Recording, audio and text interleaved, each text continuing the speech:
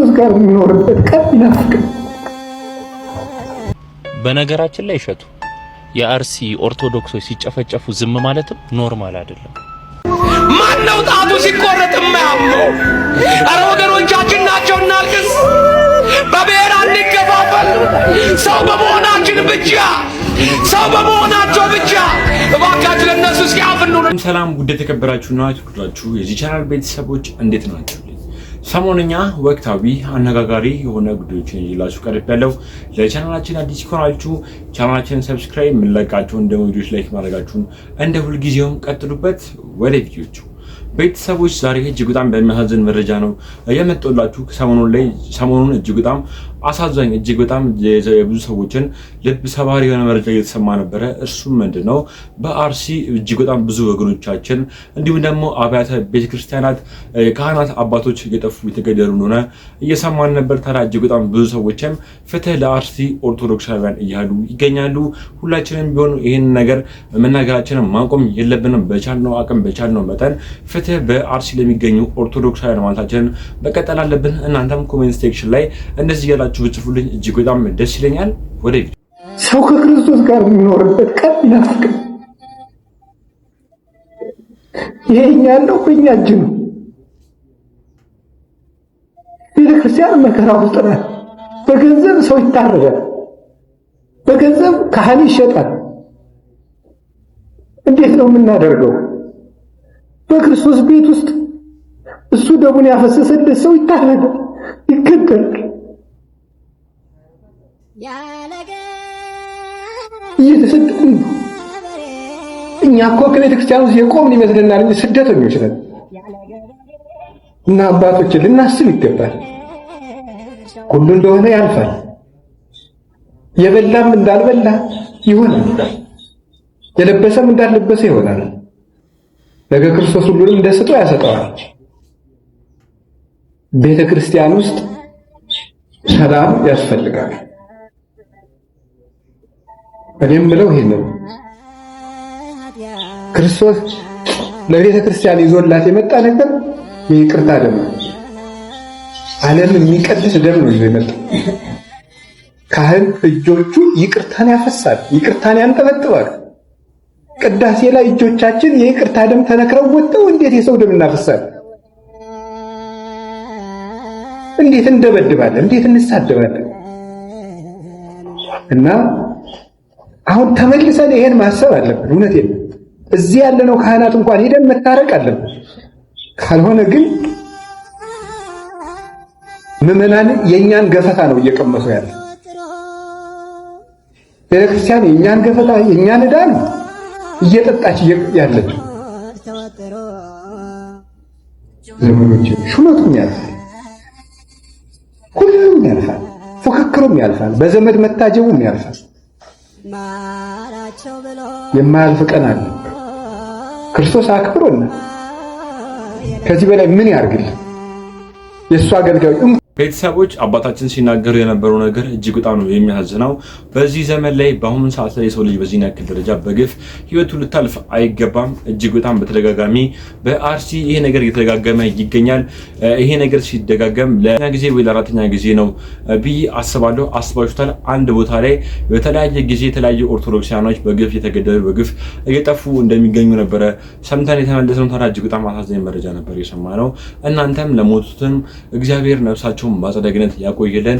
እንዲሁም ደግሞ አሁንም ቢሆን ድምጽ መስጠት አለብን በግፍ የተገደሉ አባቶች ፍትህ ለአርሲ ላሉ ኦርቶዶክሳውያን ማለታችንን እንቀጥልበት። እስኪ ደግሞ ሌላ አንድ ቪዲዮችን አይተን ነው በጣም ያሳፈረኝን ቅሌት የሆነውን ታዋቂነት ነውር ታዋቂነት ዲስኩር የሆነውን ጉዳይ ልነግራችሁ። አርሲ ነፍሳችንን ይነጥቁታል፣ አዲስ አበባ ገንዘባችን ይነጥቁናል። አርሲ የክርስቲያን ሬሳ አለ፣ አዲስ አበባ የክርስቲያን ድግስ አለ። አርሲ የሬሳ ገጀራ አለ፣ አዲስ አበባ የክርስቲያን ኮንሰርት አለ። ጉዳዩ አዲስ አበባ ለተፈጸመ ጉዳይ ቢሆንሽ ስሙልኝ ይሄን ኮንሰርት። እሺ እኛ እንግዲህ ይሄው አዲስ አበባ ስታዲየም ተገኝተናል። እናንተ ነው የምትጠበቁት። እንግዲህ ጁን 6 ወይም ደግሞ ግንቦት 29 እያንዳንዳችሁ ተዘጋጅታችሁ የአርሰናልን እንግዲህ የመጨረሻው ደስታ እዚህ ላይ አንድ ላይ እንደሰታለን። እኔ እንግዲህ ያው ስቴጁን መጥቼ እያየሁኝ ነው። ይሄንን የሚናገረው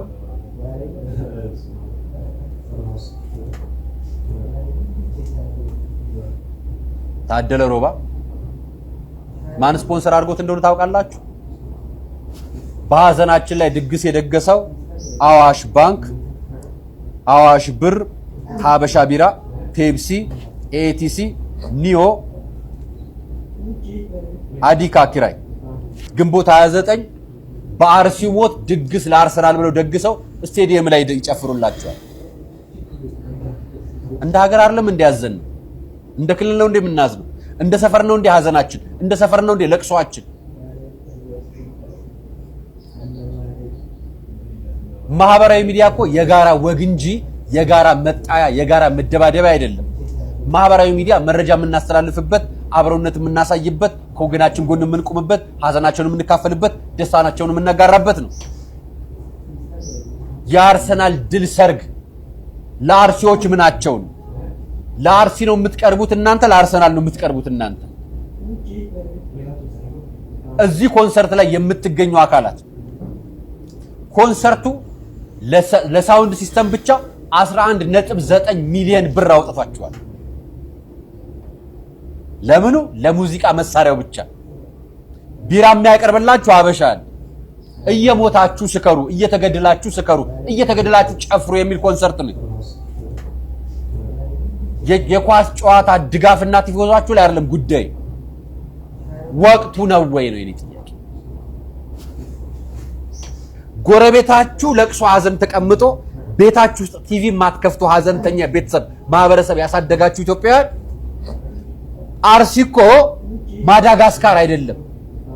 እጅግ በጣም ትልቅ የሆነ የዳንስና የዘፈን ፕሮግራም ይዘጋጅ እንደሆነ እየሰማን ነበር። ታዲያ ይሄ ነገር ደግሞ ሌላ ጊዜ ቢሆን ኖሮ ምናልባት ሁላችን ተገኝተን የምንዝናናበት አጋጣሚ ይሆናል ብዬ አስባለሁ። ታዲያ አሁን ላይ ግን ኢትዮጵያ ውስጥ ያለው አጀንዳ አርሰናል ሳይሆን አርሲ ነው እየተባለ ይገኛል። ታዲያ የተለያዩ ታዋቂና አንጋፋ የሆኑ አርቲስቶችም ለእንደዚህ አይነት ፕሮግራም ፕሮሞሽን መስራታቸውን ቢያቆሙ፣ እንዲሁም ደግሞ ፍትህ ለአርሲ የኦርቶዶክስ ማማልታቸውን ቢቀጥሉበት፣ ምናልባት ደግሞ ፕሮግራሙ መራዘም ካለበትም ፕሮግራሙን ገፋ ቢያደርጉት እየተባለ ነበር። እናንተስ ይሄን ነገር እንዴት አገኛችሁት? ወንድማችን ሲናገር የነበረው ንግግርም እጅግ በጣም ትክክል ነው ብዬ አስባለሁ። ምክንያቱም ለንደን ውስጥ ያለ ክለብ አርሰናል አይደለም ለኛ በሳት ያሳስበን የሚገባው ኢትዮጵያ ውስጥ ያለ በአርሲ ዞን ላይ እየሞቱ ያሉ ኦርቶዶክሳውያን ናቸው እየተባለ ነበር። ታዲያ እጅግ በጣም ትክክለኛ አነጋገር ነው ብዬ አስባለሁ። እናንተስ ምን ትላላችሁ?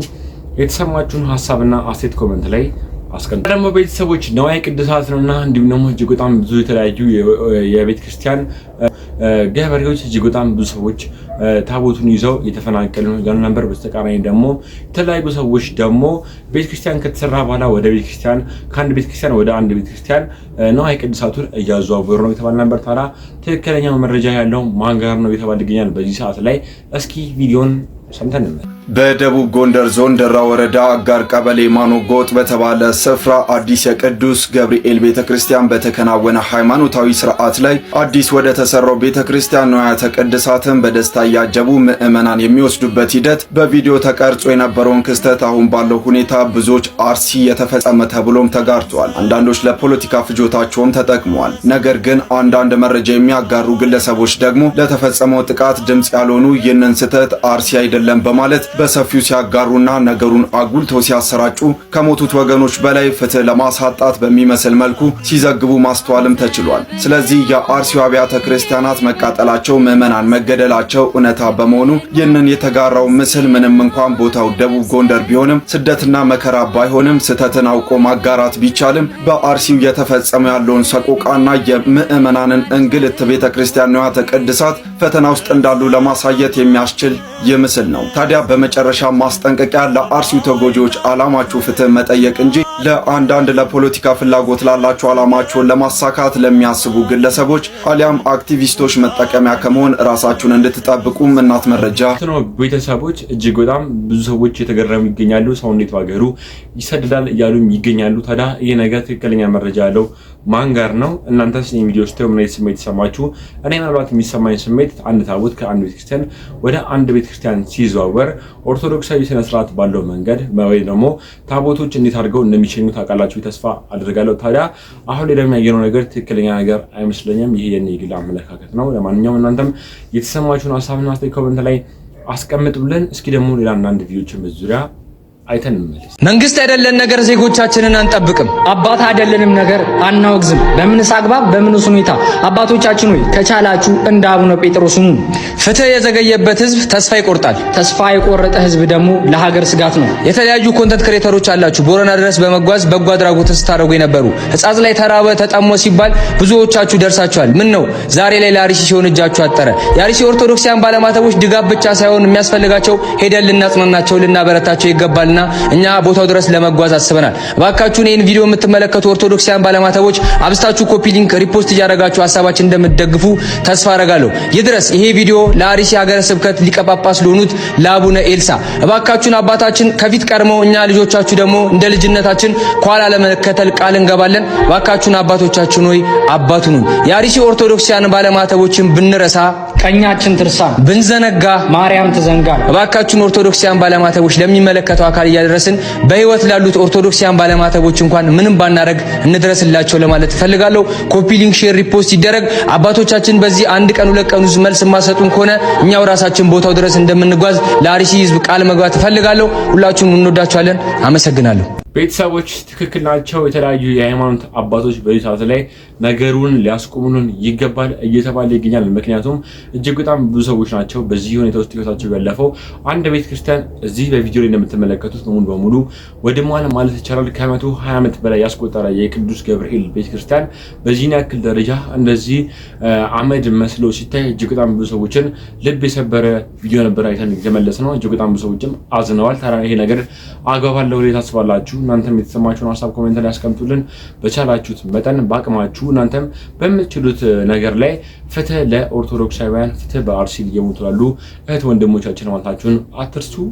ሌላ ደግሞ ቤተሰቦች የተለያዩ አርቲስቶችም እነ አርቲስት ሰለሞን ሙሄ እንዲሁም ደግሞ አርቲስት መሰረት መብራቴ እንዲሁም ደግሞ እነ አርቲስት ሳሚዳናም ድምጽ እየሆኑ ይገኛሉ። በዚህ ሰዓት ላይ ሁሉ ነገር ሊቆም አርቲስቶች ድምጽ ሊሆኑ ይገባል እያሉ ነበር። ታዲያ አርቲስት ሰለሞን ሙሄ ደግሞ ከአንድም ሁለት ቪዲዮ በዚህ ሁኔታ ላይ ቪዲዮ እየሰራ ነበረ። እስኪ ደግሞ ይሄን ቪዲዮም እሺ እንዴት ናችሁ? እንግዲህ ፈጣሪ በሰላም አሳድሮናል። ፈጣሪ የተመሰገነ ይሁን። እንግዲህ ትናንትና አንድ ቪዲዮ ለቄ እንደነበር ይታወቃል። እንግዲህ ለወገኖቻችን ላይ የሚደርሰው ነገር ነገ እኛ ላይ የሚደርሳል የሚል ቪዲዮ እና አንዲት ሀገር ነች ያለችን። አሁንም ደግመን እንላለን እቺን ሀገራችንን በሰላም በፍቅር እንኖርባት፣ ተቃቅፈን እንኖርባት የሚል ቪዲዮ ነው። ነገር ግን ይሄ ቪዲዮ በአሁኑ ሰዓት በርካታ ሪፖርቶች ተደርገው ነው መሰለኝ አካውንቴ አደጋ ላይ ነው። ስለዚህ ቪዲዮውን ኮፒ ሊንክ አድርጋችሁ እንግዲህ ማለት ያለብን ነገር ማለት አለብን።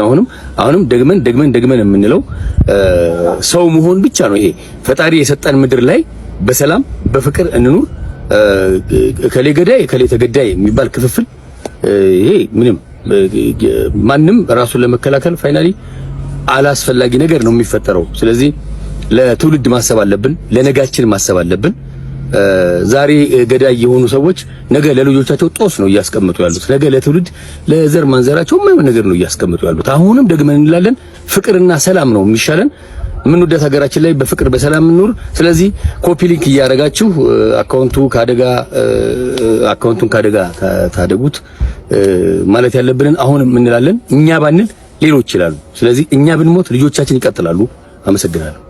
ሰዎች የአርቲስቶቹን ንግግሮችን እንዳያዩቷቸው ነው። አርቲስት ሰለሞን ሙሄ ደግሞ ሲናገር እንደሰማችሁት ነው። ኦርቶዶክሳውያን ደናድራቸዋል ወይ ነበር ሲል የነበረው። ታዲያ ይሄ ነገር ምናልባት እኛ አሁን ላይ አርሲ ስላልሆነ ነው እንጂ ያልተከሰተበት ነገ ደግሞ እኛ ላይም ይሄ ነገር መፈጠሩ አይቀርምና ካሁኑ ይሄን ነገር ልናስቆመው ይገባል እያሉ ነበር የተለያዩ አርቲስቶችም። ታዲያ አርቲስት ራሄል ጌቱም ሁለት የሚዘጋጀው ታላቅ ኢቨንት ላይ ፕሮግራም ነበራ፣ ዘፈን ነበር። ታዲያ ይሄ ሁላ ኦርቶዶክሳውያን አዝነው የተለያዩ አባቶች ህይወታቸው አልፎ እኔ ምን ብዬ ነው የዘፈን ፕሮግራሚን በእንደዚህ አይነት ሰዓት ላይ የማካሄደውም እያለች ነበር። ታዲያ እጅግ በጣም ብዙ ሰዎችም በአርቲስት ራሄል ጌቱ ድርጊት ደስተኛ ሆነዋል። ታዲያ እናንተስ የአርቲስቷን ድርጊትስ እንዴት አገኛችሁት? እስኪ ደግሞ ያንዳንድ ቪዲዮችን አይተን እንመለስ።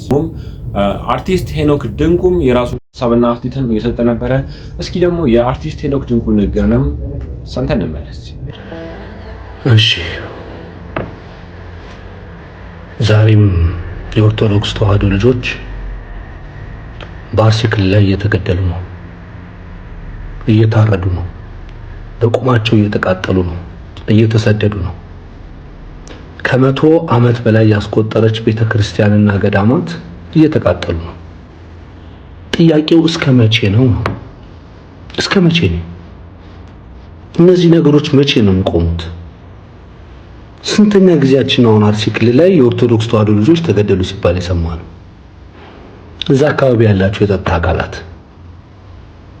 ምንድን ነው? የሃይማኖት አባቶች ጸጥታው እስከ መቼ ነው? ዝምታው እስከ መቼ ነው? ቤተክርስቲያን ተነካች፣ እኛ ተነካን፣ ጥቁር ለብሳችሁ ውጡ ስትሉን ወጣን አይደለም? አሁን ደግሞ በተራችሁ እናንተ ድምጽ ነው አትችም። ቤተክርስቲያን እናንተ እኮ ናችሁ ተወካዮቹ። ለሚመለከተው አካል ሞት ይቁም፣ ሞት ይቃን ብላችሁ ለምንድነው ድምጽ የማትሆኑት? መንግስት ይሄንን ነገር ለምን አታስቆምልንም? ካንተ አቅም በላይ አይደሉም እነዚህ ሰዎች። ከመንግስት ከህግ በላይ የሆነ ሰው የለም እዚህ ምድር ላይ። ታዋቂ ሰዎች፣ ሶሻል ሚዲያ ላይ ያላችሁ፣ እዚህ ፕላትፎርም ላይ ያላችሁ ኢንፍሉዌንሰር ነን ባዮች፣ ብዙ ተከታይ ያላችሁ የተዋህዶ ልጆች፣ አንገታችሁ ላይ ማተብ ያሰራችሁ የተዋህዶ ልጆች የት ነው ያላችሁት? ያንተ ታዋቂነት፣ ያንተ ኢንፍሉዌንሰርነት ለዚህ ቀን ለዚህ ሰዓት ካልሆነ ለምን ቢቀር አይሻልም? የኦርቶዶክስ ተዋህዶ ልጆች በአርሲ ክልል ላይ መሞታቸው ይብቃ ማለት እኮ ከፖለቲካ ጋር የሚገናኝ ነገር አይደለም። ምንም ነገር ከፖለቲካ ጋር እኮ አይገናኝም። ለምን ወጣችሁ ድምጽ ማትሆኑት? ለምንድን ነው ለሚመለከተው አካል የማታደርሱት በድምጻችሁ? እዛ አካባቢ ያላችሁ ደግሞ ገዳዮች ምንድነው? እስከ መቼ ነው? አይበቃም? ምንድነው ጥቅሙ? የሰው ልጅ መግደልና ማረድ ምንድነው ጥቅሙ? ኧረ ከብት እንኳን ሲታረድ እኮ ያሳዝናል በእውነት። ይሄ ለበዓል የምናርዳቸው ዶሮ፣ ፍየልና በግ እንኳን እኮ ያሳዝናሉ ሲታረዱ። እንኳን ይሄን የመሰለ ክቡር የሆነ የሰው ልጅ ነፍስ ይቅርና። ኧረ ይብቃል። ኧረ ይብቃችሁ። ጥያቄያችሁ ሌላ ከሆነ ጥያቄያችሁን ለሚመለከተው አካል ውሰዱ። እነዚህ ንጹሃንን ተዋቸው እስቲ። የት ሄዱ? ከአካባቢያቸው ከቀያቸው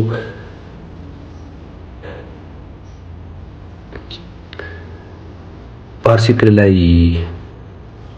ሰማዕት የሆናችሁ ኦርቶዶክስ ተዋህዶ ልጆች እግዚአብሔር ነፍሳችሁን በመንግስተ ሰማያት ይቀበልልን፣ ነፍስ ይማርልን። ቤተሰቦች እንደማንኛውም አርቲስቶች አርቲስት ሄኖክ ድንቁም ሀሳቡ ይሄን ይመስል ነበረ። ሁላችንም ለማስተላለፍ የምንሞክረው መልእክት ምንድነው? ፍትህ በአርሲ ያሉ ኦርቶዶክሳውያን ነው እያለን የምንገኘው የተባለ ነበረ።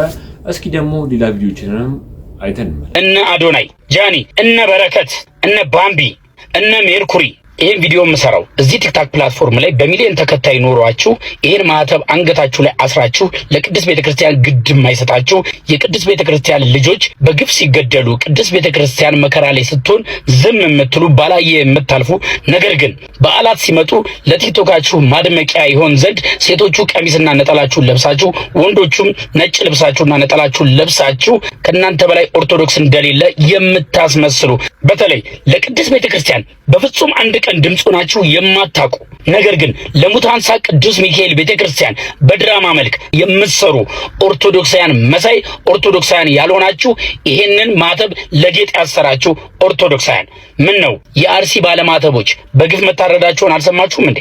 እናንተ ቅዱስ ቤተክርስቲያንን ለመጠቀሚያ እንጂ ቅዱስ ቤተክርስቲያንን ለማገልገል አልመጣችሁም። ሐቂቃው ይሄ ነው። እና ደግሞ በተለይ እነ አዶናይ የሽልማት ፕሮግራማችሁ ላይ ማርያም ማርያም ማርያም የምትሉት ለአፋችሁ ነው እንዴ? ጃኒ ቅዱስ ገብርኤል የምትዩ እዚህ ጀርባሽ ላይ ታቱ የተሰራሽው የመላኩ ቅዱስ ገብርኤል ለይምሰል ነው። እንደዚህ መከራው ስንሆን ድምፅ አትሆኝም? እነ ፊዮና፣ እነ በረከት፣ እነ ባምቢ፣ እነ ሜርኩሪ ሌሎቻችሁም ሁላችሁም ኦርቶዶክሳዊ እነዚህ የጠራዋቸውንና ሌሎች ያልጠራዋቸውን ኮሜንት ላይ እንዳለ ሜንሽን አድርጓቸው። በጣም ነው ያዘንባችሁ። እኛ ኦርቶዶክሳውያን ስንሆን ከልባችን እንጂ ለበዓል ማድመቂያ እየዘመርን እልል እያልን ነጭ በነጫችንን ለብሰን የጻድቃን የሰማዕታት የመላእክቶችን የአምላካችንን የእመቤታችንን ምስል ይዘን እንኳን አደረሳችሁ እምንለው ለይምሰል ነው። ኦርቶዶክስ ስንሆን የእውነት ኦርቶዶክስ ስንሆን ይሄን ማዕተብ ያሰርነው ዋጋ ተከፍሎልን ነው። እናንተ ድምጽ ብትሆኑ ምን ትሆናላችሁ? ሁላችንም ድምጽ የምንሆነው በህይወት ስላለን ነው። አርሲ ብንሆን ግን እኛም በህይወት የለንም። ይሄንን ልብ በሉ። ነገ የእናንተ ቤት ስላለማንኳኳቱ ምንም ዋስትና የላችሁ። የእግር ኳስም ኮንተንት ስሩ፣ የምንም ኮንተንት ስሩ። በሃይማኖት ግን ሁላችንም አንድ ሆነን ድምጽ ልንሆን ግድ ይለናል። ካልሆነ እንደዚህ በተናጥል እየተቀነስን እንቀጥላለን። ስንገደል እንበዛለን የምትለው አትኮምከኝ፣ ጅል ነህ። ስትገደል የምትበዛው ነገር የለም። ስትገደል ታንሳለህ። ኦርቶዶክስ ነኝ የምትል ሁሉ በጠቅላላ ለአርሲ ኦርቶዶክሳውያን ድምጽ ልትሆኑ ግድ ይላል። ይሄንን በዚህ ካላቆምን መቼም ይሄ ግድያ አይቆምም። ዳኛዋ ህይወቷ እንዲያልፍ አድርጓ እየተባለ ነበር አንድ ወጣት። እስኪ ደግሞ ይሄን ቪዲዮም ሰምተን እንመለስ። ፍርድ ቤት ውስጥ ሽጉጥ ይዞ የገባው ግለሰብ ዳኛውንና ሚስቱን ከገደለ በኋላ ምን አደረገ?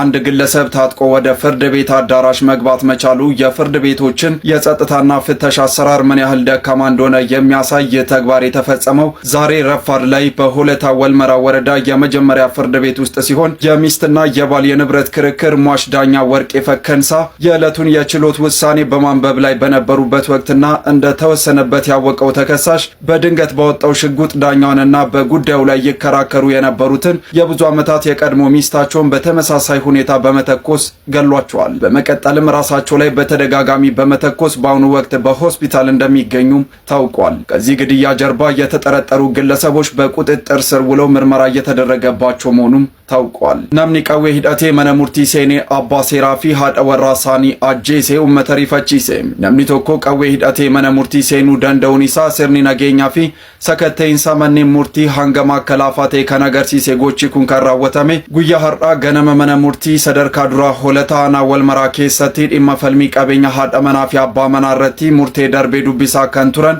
አባን ሴራ ወርቄ ፈከንሳ ዱቢሳው ሶ ጅረኑ ተሳባን ዲማ እቲ ሙርታውሳ የሙበሩ ራሳ ሰባፈቹን አባ ሴራፊ ሃደ መናሳኒ ወጎተ ዴራ ወሊን ጅራተን አዴ አልማዝ መኮንኒቲ ዶካሱን ለማኒሳኒ ደደቸረታ ጄሱን ቤከሜ ጅራም አከሱመ ሶፍረቲ ሲረደደ ቢዳን ዱካሱን የሮ አማ ሆስፒታል ጪሴ አከጅሩስ ቤከሜ ጅራም ነሞተ ዲማ ከናን ሸከመን ተወኖ ጀለ ኦለኒ ቆረተማ ከጅራኒስ ቤክ ቤተሰቦች ምን አይነት ጊዜ ላይ እንደደረሰን እየሰማችሁ ነው። እጅግ በጣም በሚገርም ሁኔታ የህግ ቦታ ላይ የህግ ጠለላ ውስጥ ያለች ዳኛን በእንደዚህ አይነት መልኩ ነበር ህይወቷን እንድታጣ ያደረጋት እየተባለ ነበር። ታዲያ እጅግ በጣም ብዙ ሰዎችም ተገርመው መረጃ የተቀባበሉት ነበረ። በተያያዘ ደግሞ መረጃ ቤተሰቦች የተለያዩ ታዋቂ አትሌቶች እርስ በርስ በተታርገህብኛል ብለው ተጣልተው የአንዱ አትሌት ህይወት እንዳለፈም የተነገረ ነበረ። አትሌቶቹስ ምን ገጠማቸው የተባለ ነበር። ይሄ ቪዲዮም ሰምተን እንመለስ። መተት አድርገህብኛል በሚል አትሌቱን በጥይት ተኩሶ ገደለው። እጅግ አሳዛኝና አስደንጋጭ ዜና ነው ለአትሌቲክስ ቤተሰቦችም። አትሌት ይሄይስ ታደለው ትላንት ሸገር ከተማ ሰንዳፋ አካባቢ በተለመደው ልምምድ ላይ እያለም አብሮት ልምምድ በሚሰራ ሌላ አትሌት በተኮሰበት ጥይት በድንገት ህይወቱ አልፏል። ከዚህ ዘግናኝ ግድያ ጀርባ ያለው ምክንያት ደግሞ የሰማውን ሁሉ ጉድ ያሰኘ ነው። ተጠርጣሪው ገዳይ አትሌት ይሄን አሰቃቂ ወንጀል የፈጸመው መተት አስደረክብኝ ወይንም አስተብትበህብኛል በሚል ባደረበት ቂም መሆኑ ተገልጿል። ገዳዩ ድርጊቱን ፈጽሞ ለማምለጥ ሲሞክር በአካባቢ የነበሩ ጀግና አርሶ አደሮች ዝም ብለው አላለፉትም። ተከታትለውና ተኩስ ጭምር ተለዋውጠው ወደ ከተማ ሳይገባም ከነመሳሪያው እጅ ከፍንጅ ይዘው ለህግ አስረክቦታል። የወጣቱ አትሌት ይሄይስ ታደለው የቀብር ስነ ስርዓት ዛሬ ከቀኑ 6 ሰዓት ላይ በበኬ ቅድስት ማርያም ቤተክርስቲያን በከፍተኛ ሐዘን ተፈጽሟል። መተት ማስደረግና ማስተብተብ እውነት ወይንስ ጎጂ ባህል ወይንስ ደግሞ ሳይኮሎጂካል ችግር ነው? እስኪ እናንተ በኮሜንት ላይ አስተያየታችሁን ጻፉልን።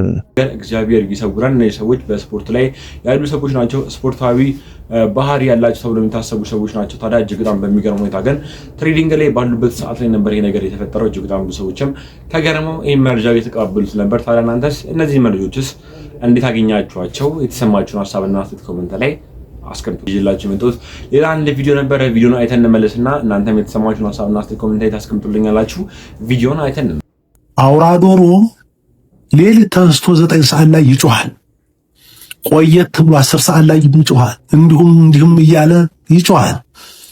ንጋቱም የእግዚአብሔር ፈቃድ ነውና እግዚአብሔር የሰጠው ሰዓት ነው፣ ጊዜ ነውና መንጋቱ አይቀርም። ሲነጋም አሁን ከሰፈረበት ቦታ ላይ ይወርድና ግቢውን በቃ አልበቃ ይለዋል፣ ይጮሃል። ምንድነው ምክንያቱ ቢባል ሌሊቱ የነጋ እኔ ስለ ጮኩ ነው ብሎ አስቦ ነው ይባላል። ስለዚህ እኛ ስለ ጮህን የሚቀየር ነገር የለም። እግዚአብሔር ነው ሁሉን የሚያከናውነው በእኛ ላይ ስራ የሚሰራው። እኔ ምክንያት ነኝ ማለት ነው ያለብን እንጂ ሁሉን እግዚአብሔር ላደረገ እኛ አድርገን ሊሆን ይችላል። ጥቂት ነገር ተንቀሳቅሰን ድርሻችን ተወጥተን ይሆናል። ግን ስራውን ሁሉ ምስጋናውን ሁሉ እሱ እንዲወስደው ለሱ ክሬዲት መስጠት ያስፈልጋል። እንደዚህ ብናደርግ ነው የምንባረከው። ቅዱሳን እኮ ብዙ ጸልየው፣ ብዙ ሰግደው፣ ብዙ ጾመው፣ ክንፍ አውጥተው፣ ድውይ ፈውሰው፣ ሙት አስነስተው አዳና ይሉኝ ሙሴና በማን ነው ጴጥሮስና ዮሐንስን ብንመለከት በሐዋርያት ሥራ ምዕራፍ 4 ላይ እንዴ ያንን ወደ ቤተ መቅደስ በ9 ሰዓት ሲገቡ በር ላይ ቁጭ ብሎ እግር የሌለው ሽባ ሆኖ የተወለደ እናት አባቶቹ እንደ ገብስ ተሸክመው በቤተ መቅደሱ በር ላይ የሚያስቀምጡት ሲገቡ ወደ ቤተ መቅደስ እባካችሁ ምጽዋት ስጡኝ ብሎ ሲለምናቸው እነሱም እኛ ወርቅና ብር የለንም ያለንን እንስጥህ በኢየሱስ ስም ተነሳና ተመላለስ አሉት። ብድግ አለና እንደ ቁሳ እየዘለለ ቤተ መቅደስ ቀድሟቸው ገባ ይላል።